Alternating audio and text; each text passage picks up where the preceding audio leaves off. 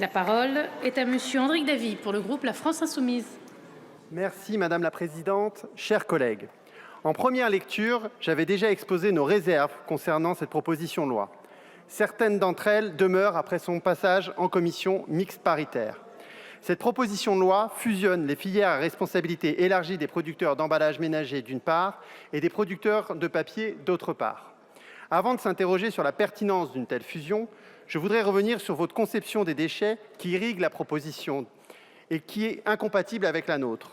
En effet, vous ne questionnez jamais l'ensemble du modèle de production et de consommation qui est à la source de la production des déchets. Pire, comme les déchets sont valorisés, ils ne constituent pas un problème écologique, mais deviennent une source de profit. Je voudrais rappeler l'absence de baisse du volume des ordures ménagères. Les ménages français produisent 39 millions de tonnes de déchets par an aujourd'hui contre 36 millions de tonnes en 2005. Chaque Français peut d'ailleurs se rendre compte de la multiplication des emballages, notamment pour des raisons de marketing ou de packaging. On demande aux consommateurs de payer le recyclage d'emballages qui, hélas, lui sont souvent imposés par la société de consommation et son lot de publicité. C'est sur le cycle global des marchandises que nous devons travailler pour avancer vers la sobriété.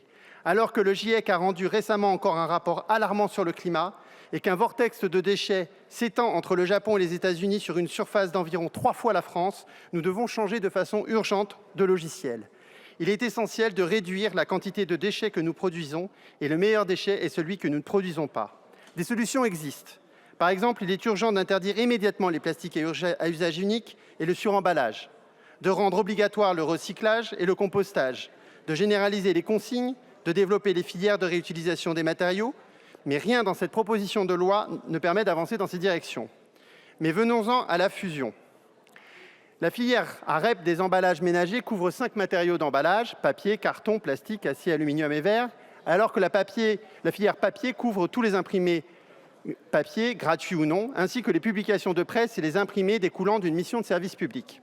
Ces deux filières sont très différentes, tant par le volume qu'en dynamique. Et leur fusion n'était peut-être pas une priorité. Et elle est difficile pour certaines raisons. Mais surtout, le texte initial prévoyait que les publications de presse et les livres soient exemptés de l'obligation du principe de REP. Finalement, contre l'avis du groupe de Renaissance, le texte issu de la CMP maintient la presse dans la filière REP comme nous le souhaitions. Mais ce résultat s'est fait au prix d'un tour de passe-passe que je vais tâcher d'expliquer. Qui devrait payer ? En 2015, le syndicat national de l'édition lui-même indiquait que la hausse de la production relevait des plus grands groupes du secteur. Il est dès lors inacceptable que la presse, qui représentait 17% des déchets, soit exonérée de la contribution financière, alors qu'elle est largement dominée par les grands groupes. Cette exonération représente un manque à gagner de 14 millions d'euros pour une filière qui génère 63 millions d'euros d'éco-contribution. Il y avait d'autres moyens pour protéger la presse menacée, et nous en avons discuté en première session. Mais qui va payer finalement ? Nous ne le savons pas et c'est bien le problème, chers collègues.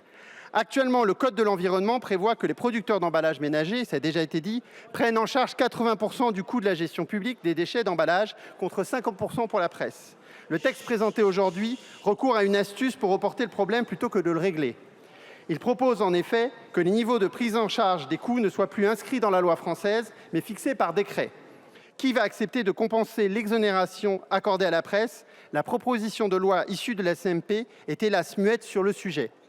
Les producteurs d'emballage pourraient combler une partie du déficit, mais les collectivités pourraient ainsi aussi être mis à contribution si les modulations sont vues globalement à la baisse. Pour toutes ces raisons et ces interrogations, nous nous abstiendrons sur cette proposition de loi. Merci. Je vous remercie.